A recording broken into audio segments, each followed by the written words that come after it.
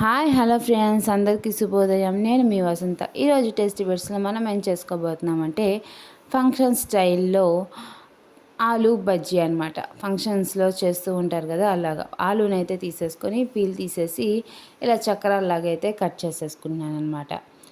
ఇలా కట్ చేసుకున్న ఆలూని చల్లటి నీళ్ళల్లో వేసుకుంటే చక్కగా బాగుంటాయి. ఇప్పుడు ఇక్కడ డీప్ ఫ్రైకి ఆయిల్ అయితే పెట్టేసుకున్నాను. ఒక బౌల్లోకి 1 కప్ శనగపిండి, రుచికి సరిపడా సాల్ట్, హాఫ్ టీ స్పూన్ కారం, పావు టీ స్పూన్ బేకింగ్ సోడా వేసేసి ఒకసారి కలుపుకోవాలి.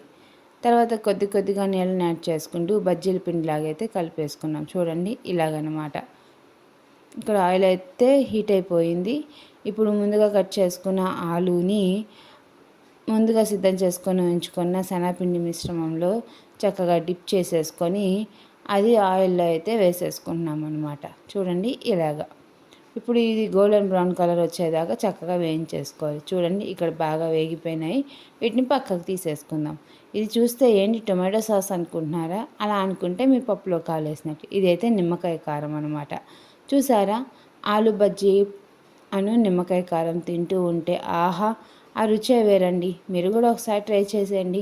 ఇంకెందుకు ఆలస్యం, లైక్ చేయండి, షేర్ చేయండి, సబ్స్క్రైబ్ చేసుకోండి. మా ఛానల్ని అయితే ఇలాగే సపోర్ట్ చేస్తూ ఉండండి ఫ్రెండ్స్.